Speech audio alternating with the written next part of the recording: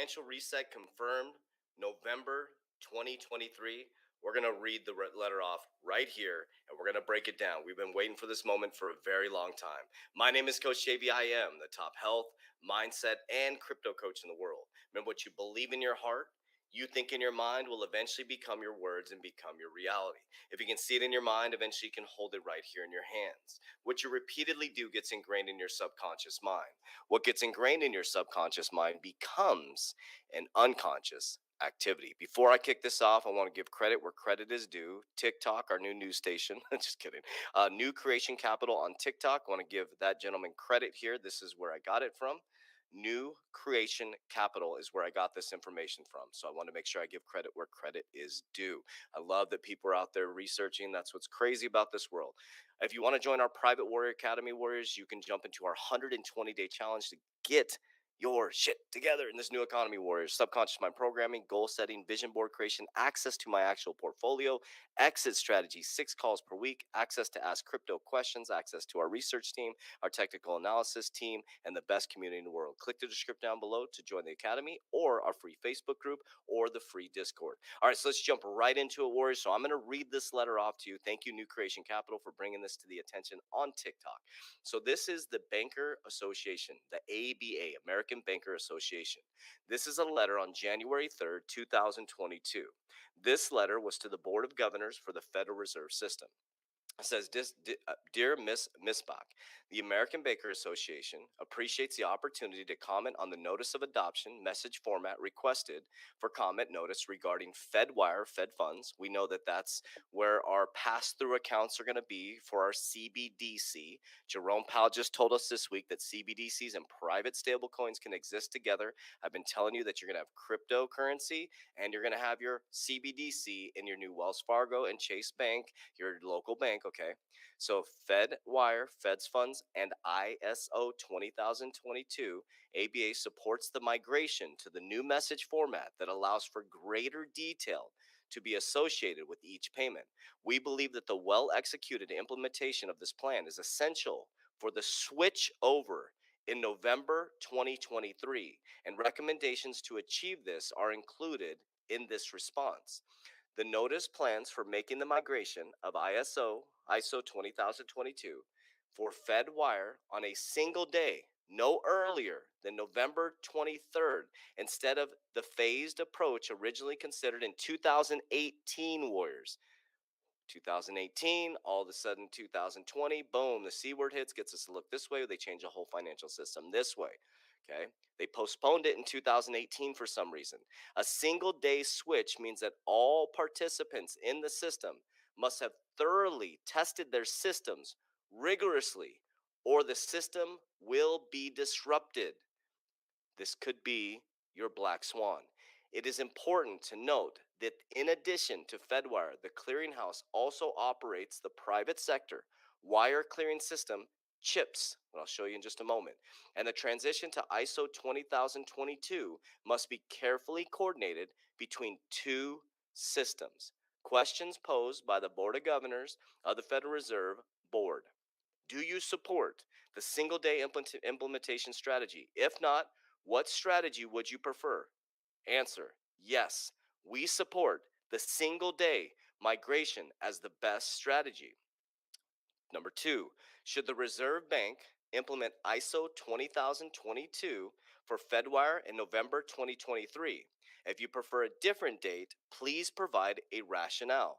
Yes, November 2023 is the preferred timeline for the FedWire to migrate to ISO 20022. It is important to launch on the same day as CHIPS, the private sector wire clearinghouse.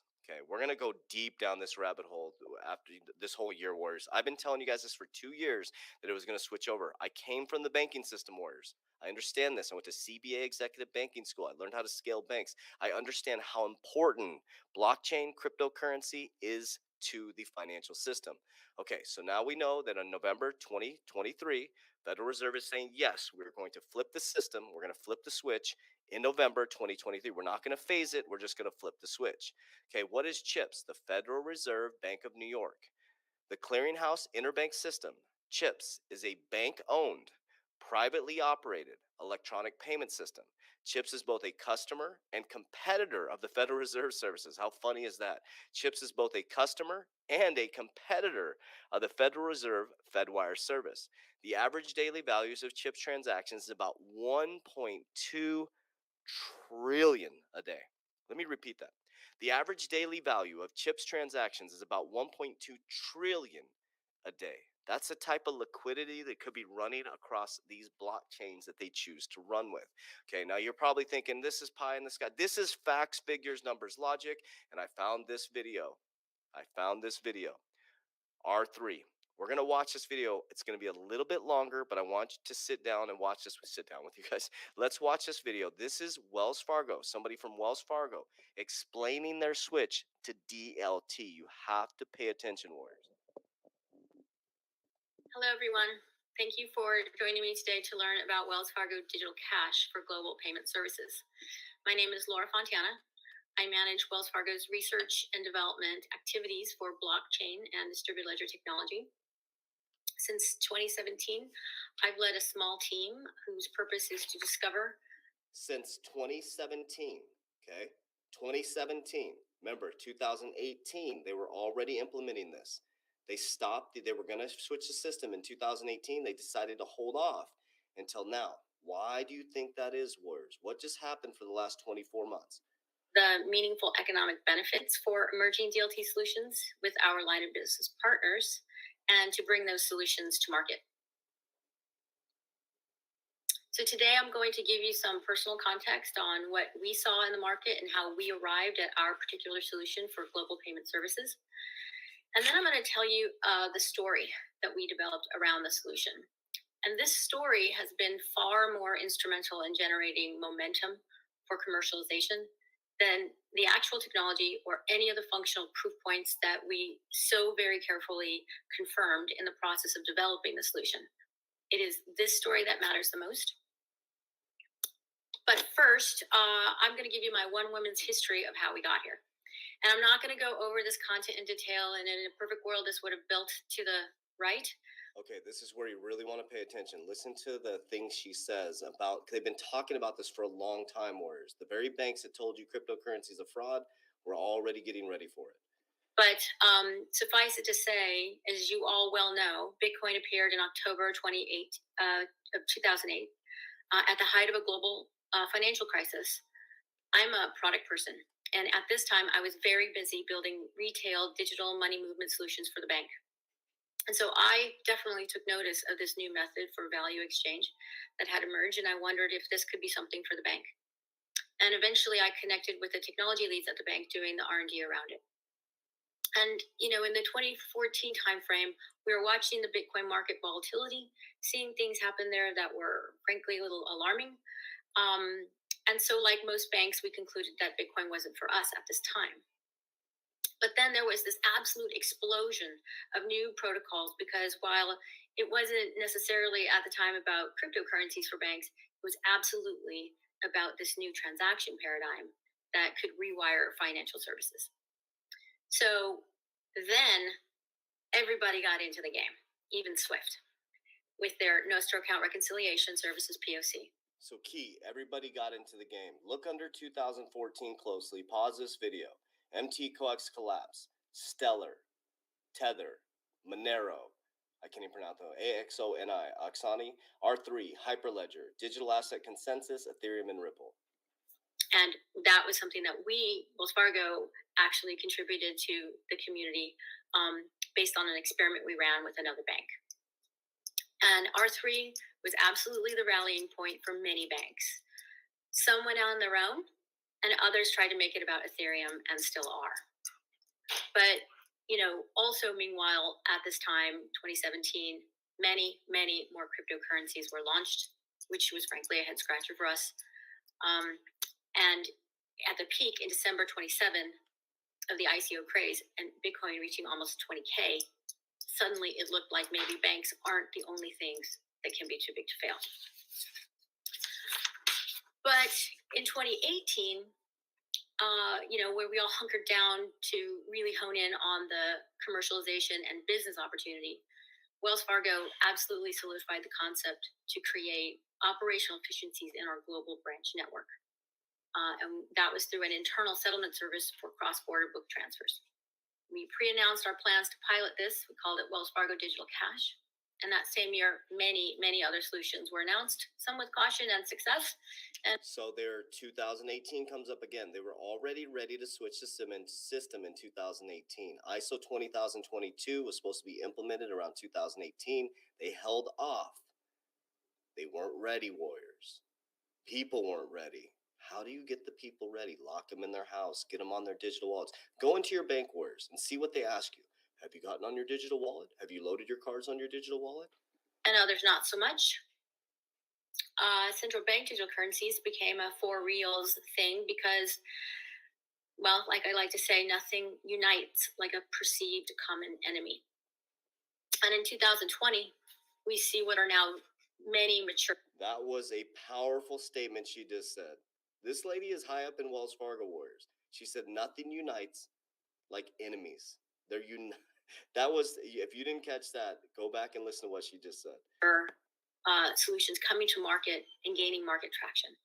And we're pleased to note in February in New York that even Paxos made up with the DTCC to launch their equity settlement solution.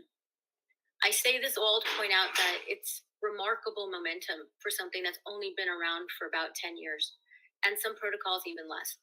And we're absolutely strategically committed and investing in bringing more DLT-based solutions to market in the coming year.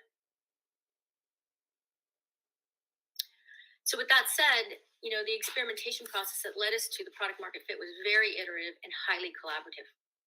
So Wells Fargo was very active in the early projects looking at cash transactions on a distributed ledger. And all experiments led us to conclude that the key is to have settlement finality in the system in a manner that improves liquidity and was not a drain on it. And at this time, we connected with a line of business partner that was implementing a suite of global liquidity management services. That's what GLM stands for. Okay, so that's key. GLM, Global Liquidity Management Services. Okay, there's going to be many companies that do that. R3, Ripple, XLM, liquidity. Nobody can touch XRP's liquidity words. That's what you need to really, really hone in on. And these services were meant to facilitate multi-currency cash pooling and sweeps across our global branch network. And due to a combination of logistical factors like time zone, batch processing, operating windows, etc., some of the potential benefits were not able to be fully realized. And we sense that the combination of our R&D around cash transactions on a distributed ledger and the combination of GLM would certainly prove very powerful. So first, we experimented by enabling GLM to issue settlement instructions on a shared ledger between the global branches, and we stubbed out any of the actual use of cash tokens. This was very compelling and enough to drive us to a second POC where we absolutely did that. We actually settled the transactions using an issuer model for cash on ledger. And this absolutely proved to uniquely enable additional settlement services in the global branch transaction network for specific transaction type that no other solution could achieve. Boom, right there. She just told you. No other solution can achieve these types. And I'm talking like there's anybody who's in distributed ledger technology. These are fundamental cryptos, okay? The ones that are ISO 20022 cryptocurrencies, okay? And it's very simple how it works. And the key is that it's part of the system of record. So it's a utility to our system of record to issue and use digital to cash tokens as needed for specific types of transactions, not all. And those transactions are the internal cross-border book transfers. So branches pledge a certain portion of their operating funds to the issuer, and the issuer holds the funds as collateral. That's pretty standard. The issuer, in turn, represents the pledged funds one-to-one as digital cash on the network for each branch. And again, GLM is that payment engine which processes the transactions, completes all compliance checks, etc. We're not reinventing the upstream payment engine. And then it sends the target transactions into this network. Very specific, again, subset of transactions. And Wells Fargo Digital Cash, again, is a utility of the payment engine, which is the system of record. And it allows for that free exchange of the digital representation of cash between each branch without the use of third parties, without ever leaving the bank, and without the restrictions of the batch processing and other traditional operating windows.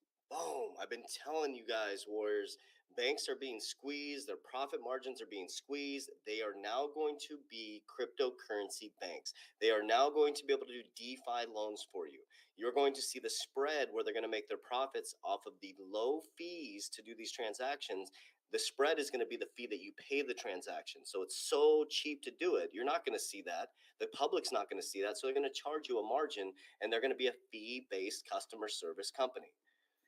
So solution really allows the branches to receive real-time value settlement between each other.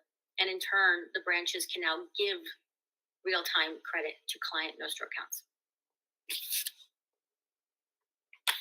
All right, explaining how it works and what the product benefits are turned out to not really matter so much as why. And the how statements and the what statements, honestly, in most executives' minds, begs the question why, especially when it comes to crossing the great divide between research and development and commercial product development and operations. There's a big divide there that we have to cross and convince. So to do this, we now tell the story of why we are talking about digital cash first. And then we talk about what role we want banks to have in this new era of digital cash, and finally, how we plan to get there. Okay, so this isn't like, are we going? This is, how are we getting there? This is how we're doing it, Warriors. And guess what? It's going to be on a blockchain, distributed ledger technology, ISO 20022 compliant cryptocurrencies. Okay. All stories have a simple situation, complication, question, answer framework. And our situation is that we're experiencing the digital transformation of money. Digital money is highly programmable and controllable.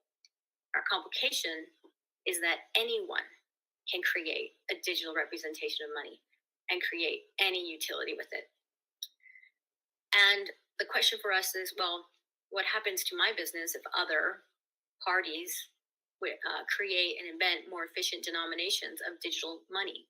What happens then? And the answer is, if other more efficient solutions become available, our current business will be at risk. So this story definitely gets people's full attention. And with that full attention, we can then start to talk about what we should do about it. Okay, so here's the thing, Warriors. Remember, resist it, sue it, regulate it, then join it. They know they can't beat it, so they're going to join it, and they're going to try to take over it. So what should we do about this situation? What role do we want banks to play with digital money? Rather than seed new digital payment services to fintech disruptors and those with extensive digital networks already, as clearly intended by Facebook and the Libra project, we feel commercial banks should strategically invest in modernizing their payments and platforms and become the purveyors of digital money. We also believe it is vital to engage in the dialogue around central bank issued versions of digital money to advocate for the stability of the existing market structure while also driving fundamental improvements in operations and settlement services. And finally, the idea that commercial banks could eventually own the programmability of a digital US dollar and its distribution for many market uses is extremely compelling, because this would competitively position us to better meet customer needs, better meet customer expectations, while also maintaining market structure and improving services. So now we finally get to talk about how. And we feel Wells Fargo Digital Cash is absolutely a foundational step towards this desired future state. It will simply improve the Wells Fargo wholesale customer experience for global money movement with a wider operating window to improve liquidity and balance sheet management. It's very pragmatic. This adoption pattern also makes sense to us basically because of our unique position in the global payment services market. Applying a solution internally first will allow us to develop the required technical, legal, regulatory, and operational skill sets.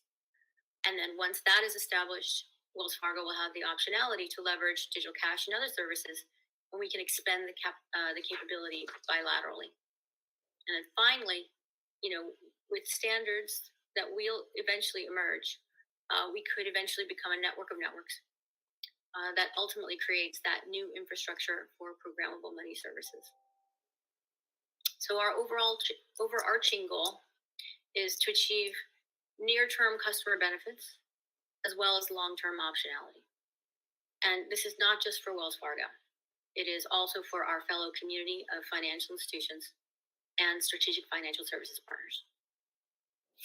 Strategic financial service partners, Warriors.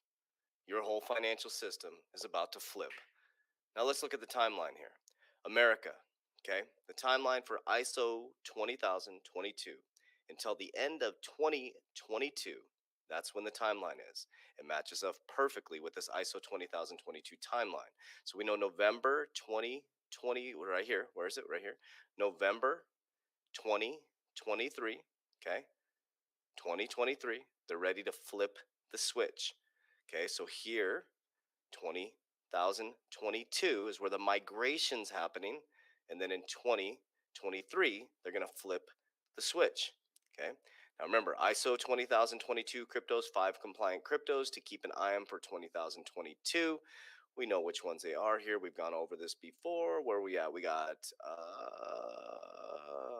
story continues. There we go.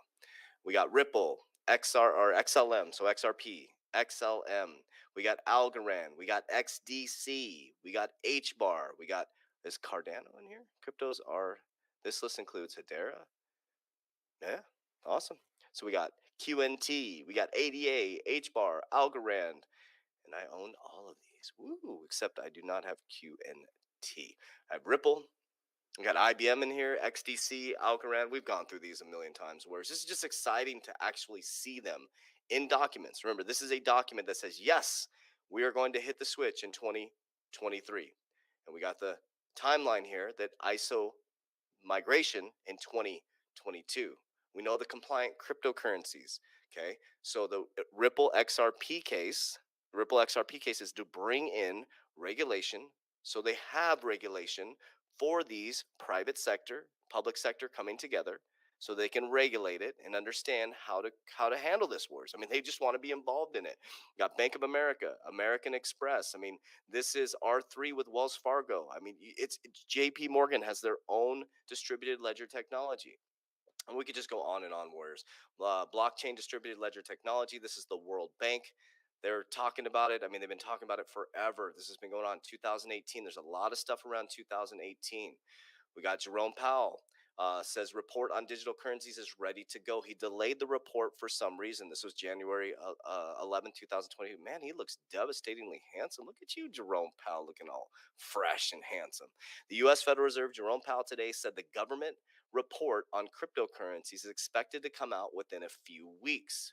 That could be bullish, bullish, bullish. U.S. lawmakers hint at upcoming crypto legislation as Jerome Powell says Feds release the report on digital currency soon. Now remember, Jerome Powell, July last year, said that no. The CBDC and stablecoins cannot coexist. And then a couple days ago, yes, they can now exist. He keeps changing his narrative. Inflation is transitory. No, it's not transitory anymore. We're not going to raise interest rates. Well, now we're going to raise interest rates. So Warriors, you can't believe a word they say. You just have to understand that as everybody looks this way, there's a whole nother narrative going on this way. So we appreciate you. We love you guys, and we'd love to have you part of our Warrior family where we come together, like-minded individuals, to rise to the top, share information, and grow together. Click the description down below to join our private Warrior Academy to help you get your shit together. Warriors, let's get your shit together. Let's go.